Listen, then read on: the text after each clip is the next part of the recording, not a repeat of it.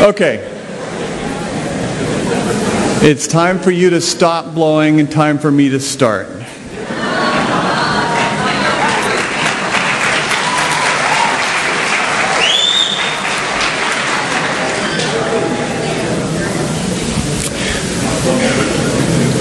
So, pretty much everything I write has got a paradox built into it. And in Fight Club, the paradox is the idea that there would be this very bureaucratic novel about anarchy. That even anarchy consists of all these rules. And a lot of that is based on the comedy of living in Portland, Oregon, around all of these anarchists who think of themselves as so free-spirited and so against the system. And then when it comes time for a big riot or a civil disobedience, they all phone each other and say, "What are you going to wear to the riot? Are we supposed to wear like the black head thing this time around?" And Tell All, the novel this year, basically uses a lot of the conventions of romance novels. Because I love that language of romance novels, Harlequin novels. My grandmother used to get those by subscription, and they would just pile up like candy, and she would read a dozen a month. And we would periodically sort of sneak them off and try to find the dirty parts. And the dirty parts were always so kind of coded and obscure. They were always like,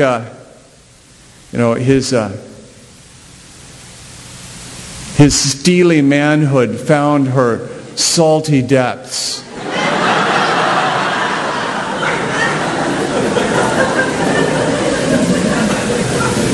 I can't come to that.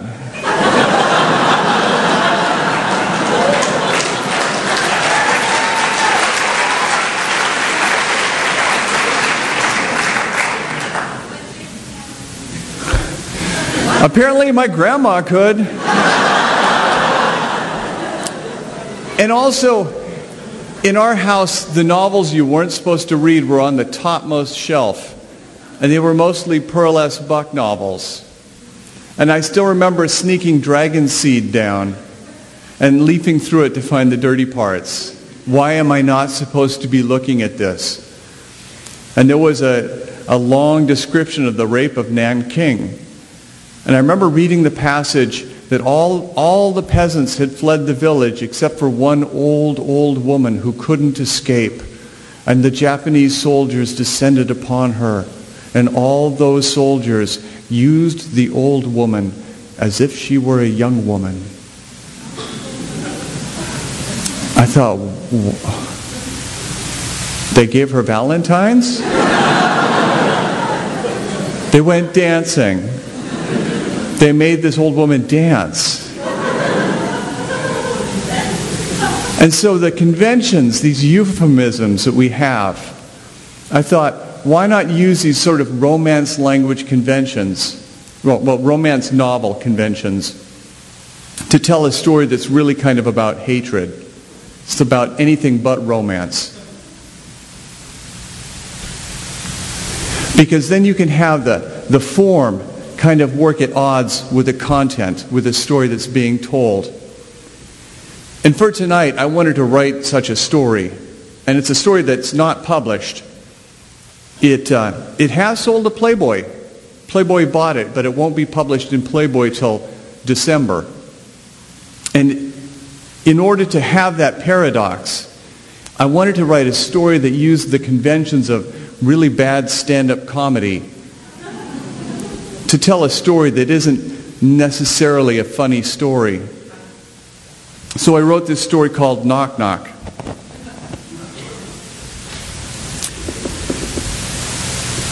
Knock knock. Oh, and another friend, a very wise friend, once said, never enter a scene shouting, because if you do, you'll have no place to escalate to. That's a warning.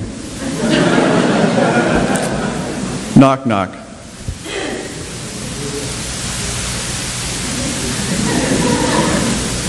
My old man, he makes everything into a big joke. What can I say? The old man loves to get a laugh.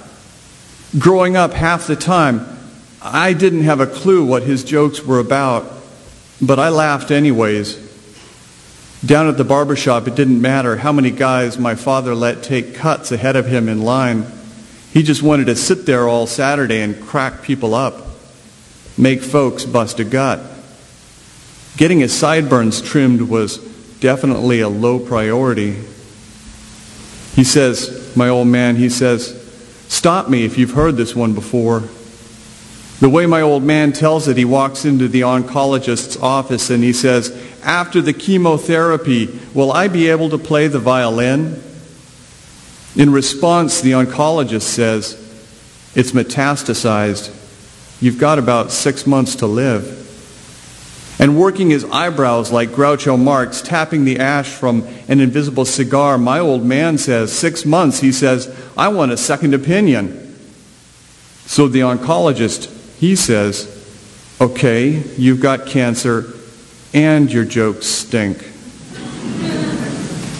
So they do chemotherapy and they give him some radiation like they do, even if the shit burns him up so bad on the inside that he tells me that taking a piss is like passing razor blades. He's still every Saturday down by the barbershop telling jokes, even if now he's bald as a cue ball.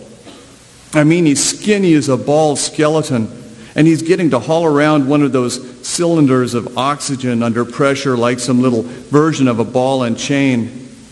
He walks into the barbershop dragging that pressurized cylinder of oxygen with a tube of it going up and looping around his nose and over his ears and around his bald head, and he says, just a little off the top, please. And folks laugh. Understand me. My old man is no Uncle Milty. He's no Edgar Bergen.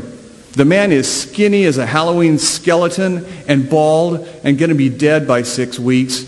So it doesn't matter what he says. Folks are going to hee-haw like donkeys just out of their genuine affection for him. But seriously, I'm just not doing him justice. It's my fault if this doesn't come across. But my old man is funnier than he sounds. Maybe his sense of humor is a talent I didn't inherit. Back when I was his little Charlie McCarthy, the whole time growing up, he used to ask me, knock, knock. And I'd say, who's there? And he'd say, old lady. And I'd say, old lady who? And he'd say, wow, I didn't know you could yodel. Me? I didn't get it. I was so stupid. I was 7 years old and stuck in the first grade. I didn't know Switzerland from Shinola. But I want for my old man to love me, so I learned to laugh. Whatever he says, I laugh. By old lady, my guess is he means my mom who ran away and left us. All my old man will tell me about her is how she was a real looker who just couldn't take a joke. She just was not a good sport. He used to ask me, when that Vinnie Van Gogh cut off his ear and sent it to that whore he was so crazy about, how'd he send it? The punchline is, he sent it by ear mail. But being 7 years old, I was still stuck back on not knowing who Van Gogh is or what's a whore. And nothing kills a joke faster than asking my old man to explain himself. So when my old man says, what do you get when you cross a pig with Count Dracula?